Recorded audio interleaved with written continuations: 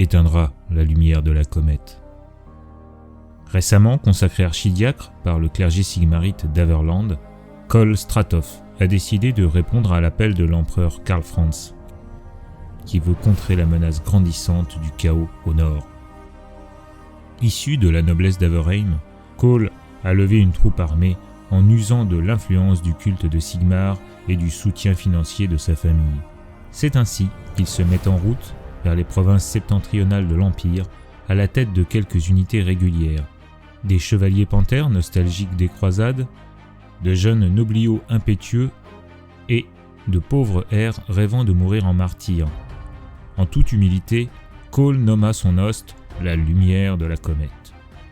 Traversant le Styr, puis s'engageant sous la grande forêt, il se sent attiré par une pulsation mystérieuse qui le conduit dans une clairière où subsistent des ruines très anciennes.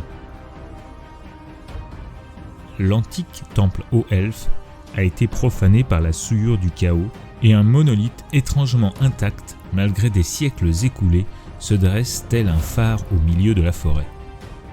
Une patrouille de hauts elfes est également présente sur ce lieu mystique, menée par le mage Einar. Ce dernier recherche les vestiges magiques de son peuple qui aurait été oublié depuis la guerre de la Barbe. Il dirige cette expédition à son propre compte, espérant revenir en Ulthuan couvert de gloire et de louanges.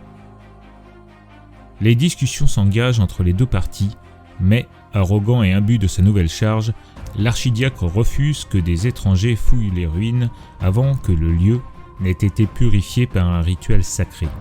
Il pense aussi que l'influence du pouvoir émanant de ce lieu risque de corrompre l'esprit du mage elfe.